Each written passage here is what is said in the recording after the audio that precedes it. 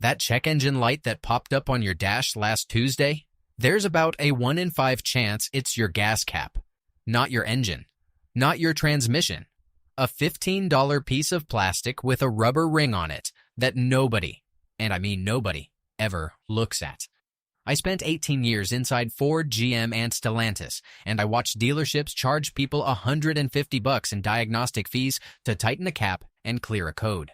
Today, I'm going to show you the 30-second inspection that stops that from ever happening to you. Here's the deal. Your fuel tank isn't just a bucket of gasoline. It's a sealed pressure vessel. Gas evaporates constantly. Those vapors are hydrocarbons. And since the 70s, the EPA says they can't just vent into the air. So every car on the road has an evap system. Evaporative emissions. Charcoal canister, purge valve, vent valve, a spiderweb of vapor lines, and one single point where you, the human, break the seal every week. The gas cap. The cap has an O-ring on it. A rubber gasket, usually nitrile, sometimes Viton on the better ones. That ring is the only thing standing between a sealed system and a leak. And rubber has a shelf life. Heat cycles, ozone, gasoline vapor itself. After 6-7 years, that ring gets hard. It cracks. It flattens out. I've pulled caps off 10-year-old Silverados where the O-ring felt like a poker chip. Zero flex left in it. Now, here's what actually happens when that seal fails. Your car runs a self-test, usually a few hours after you shut it off. The vent valve closes, the system pulls a small vacuum on the tank, and the computer watches whether that vacuum holds. Bad O-ring? Vacuum bleeds off. The computer flags it, P0455 for a large leak. P0457 specifically for a loose or missing cap on a lot of GM and Chrysler products. Check engine light. And here's the part that costs people money. You can't tell from the dash whether that light is a gas cap or a failing catalytic converter.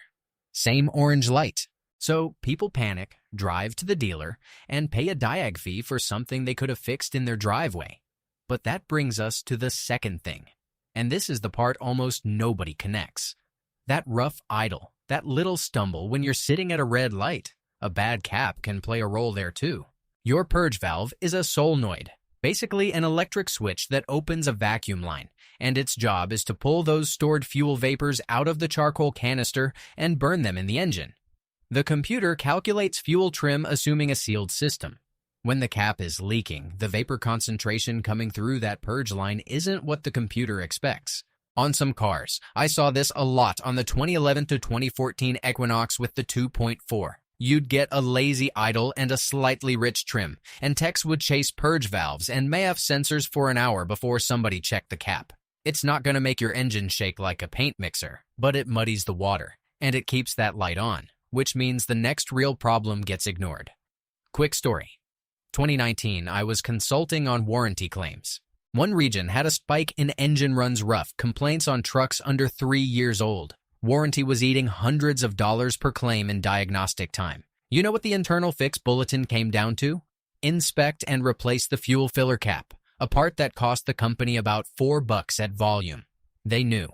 The bean counters had already shaved the O-ring material spec years earlier to save cents per unit.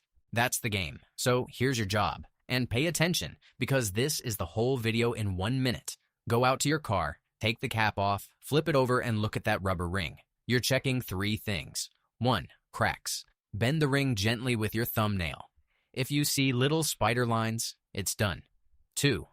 Flat spots. A healthy O-ring is round in cross-section. If it's got a flattened, shiny ridge where it seats, it's not sealing anymore. 3. Grit.